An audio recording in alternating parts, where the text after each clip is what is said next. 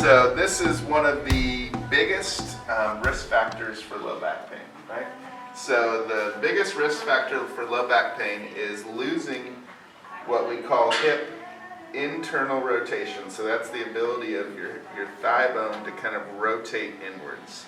So a loss of that highly contributes to low back pain. What's even worse is if you have a loss on one side but not the other.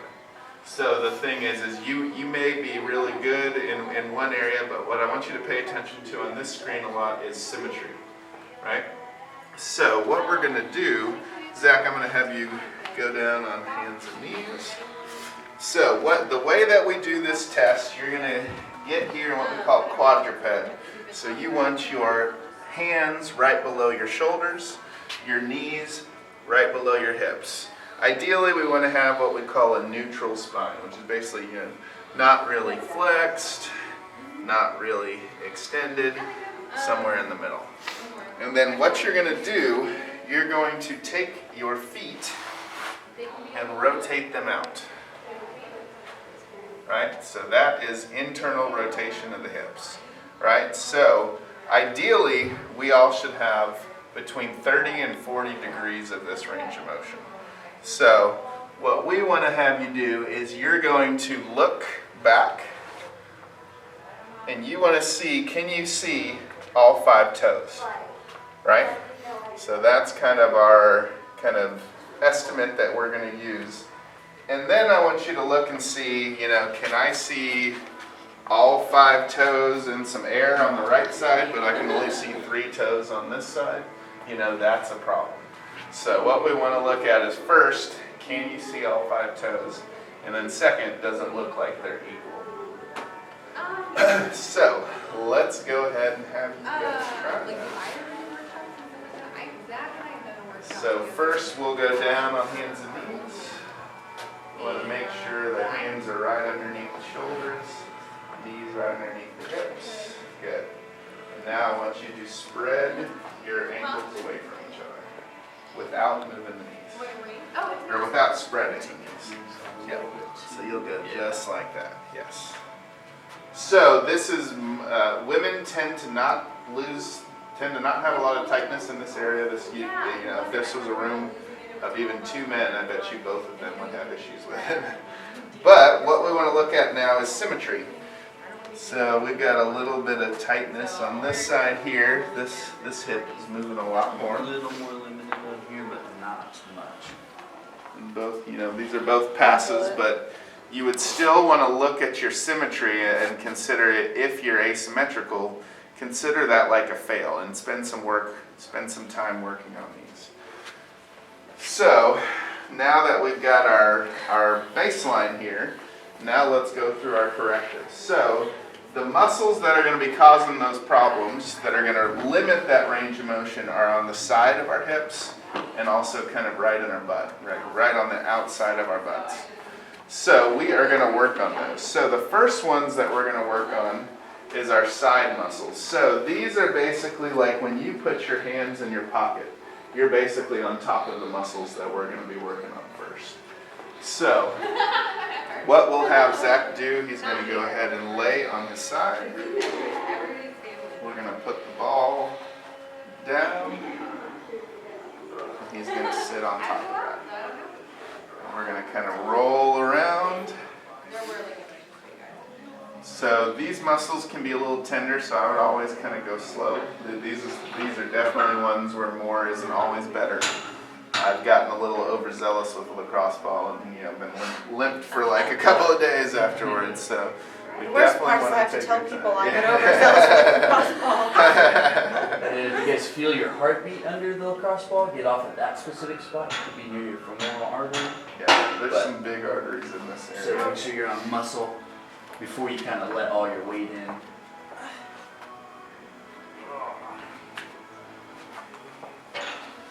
Hiking the knee up on the opposite side helps you kind of regulate how much pressure you put in. The higher the knee, more you can take off. If it's too intense at first, you can take your knee back to make it more.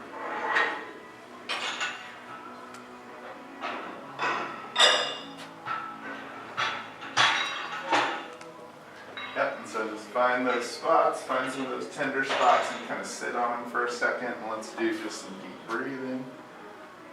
It's a great way to get some of those spots to relax, is just kind of take some time, do some deep breaths on top. Okay, so then let's switch over to the other hip.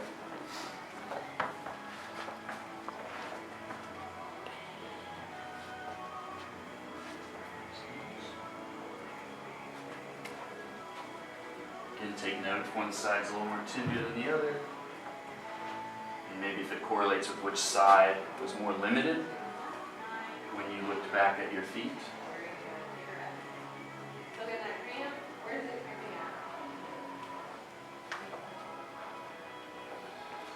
So one of the things that I'll do, yeah, just like she's doing right here, you can kind of take your leg and maybe kind of rotate your hip around like that. You'll find that you might kind of get some different spots, get some different Get stretches. some circles. Yeah, turn your toes in some different directions. Full awesome. Very good. Okay, so then we're going to work on the back side of the hip next. So this is going to be, yeah, right back here. So it's going to be just kind of right on the outside of the glute muscles here. So same thing, we want to kind of take the lacrosse ball, set it right there, and then you'll kind of roll your body onto it. We'll cross the leg just like that. Cross the legs. These, you want to go very slowly here. These muscles can be very sensitive. The sciatic nerve runs right along here, so if you feel any numbness or tingling, move. That means you're pressing on the nerve. I got about an hour. I need to monitor. So with this, I usually like to spend a little bit of time rolling, and then what I'll do is I'll find a spot. So I'll kind of find a tender spot, and then I'll take my knee and just kind of move the knee while keeping the ball still. This one never gets easier. Yeah. Whether you do it every day or not. Let's do, try to. So these guys, a lot of times we sit all day long, and our big butt muscles go to sleep. And then these little muscles have to do a lot more work than they were really designed for. And that's why this area is tender on so many people. Let's do some different. Oh, wow. Yeah.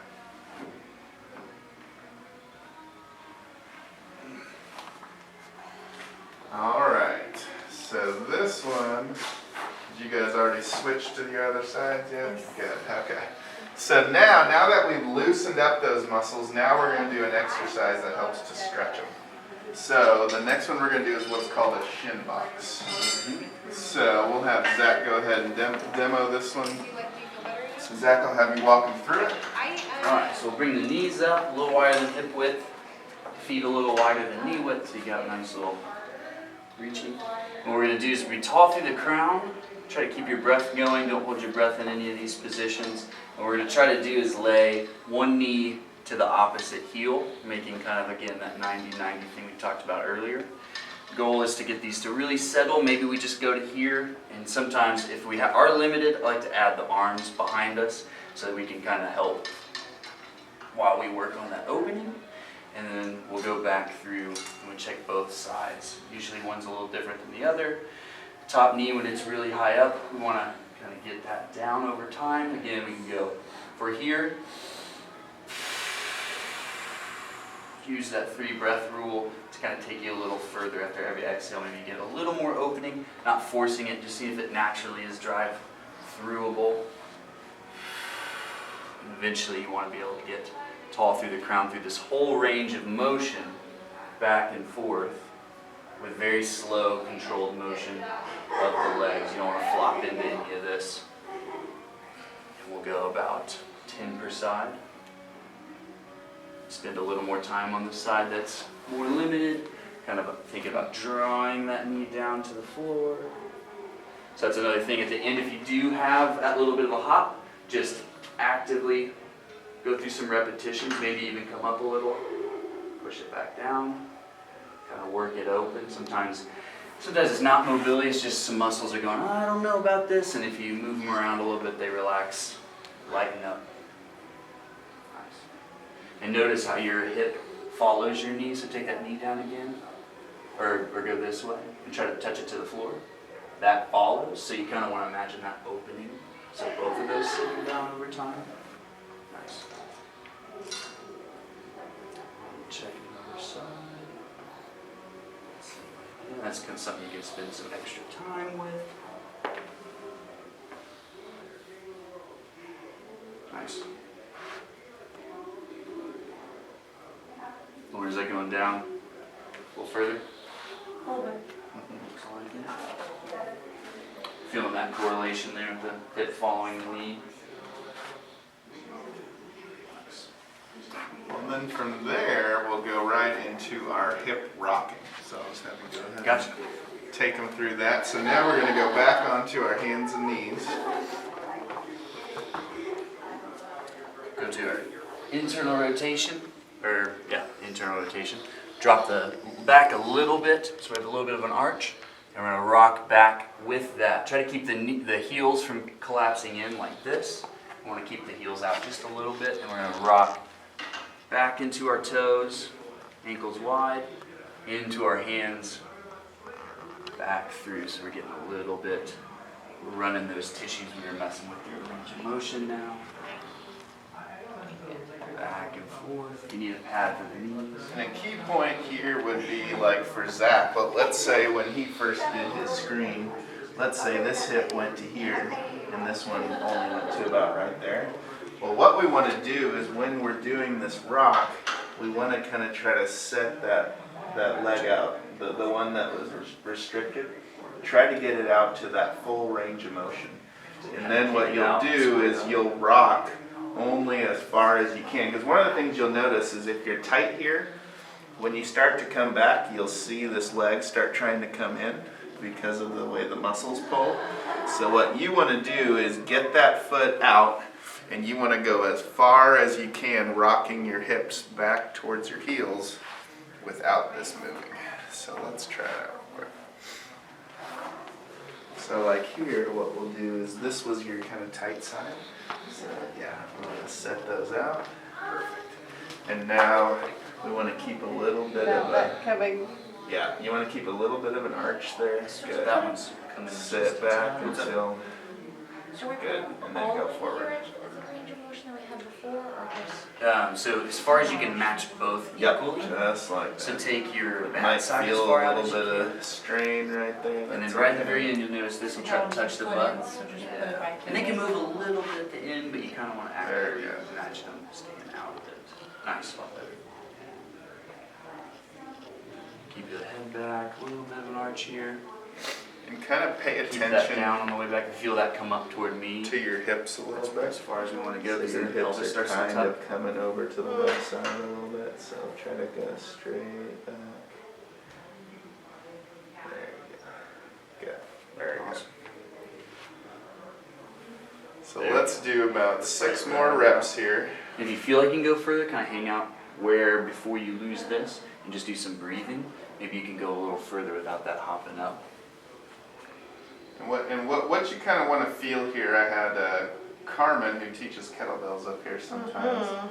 She has a great analogy, and that was, so you think about those like saloon doors, right? At like an Old West saloon. You want to kind of feel like all those muscles like back in the, back in your butt. You want to feel like those doors are opening as you're coming back. So you want to kind of let those muscles relax. It's a really weird. Yeah, I can see what There's you're a saying. lot of Yeah. private parts that are being described in that sentence, and that was Pretty probably good the description. best way that she could ever said it. That made a lot of sense. I didn't get the catch in my left performance when I Yeah. thought of that. Yep. Open the saloon doors. And another She cue always stolen. No pay. Oh, goodness. said. Exactly. All right, so real quick, let's go ahead and just recheck ourselves on that test here. So we'll go back on your hands and knees. Hips over knees. Yeah, hips over knees, shoulders over hands, and then just spread your ankles away from each other.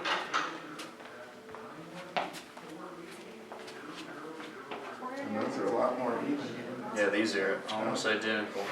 This one's actually further now. I know, I was thinking that. So we focused over here and it worked and it took it. Now that left one's the bad one. But you know, one day of not moving around, you might get it right back, Sure. mirrored right back. So again, to do these every day, even if you are passing, so you know you're staying equal and balanced, because you'll kind of resort back to old habits once we ditch them.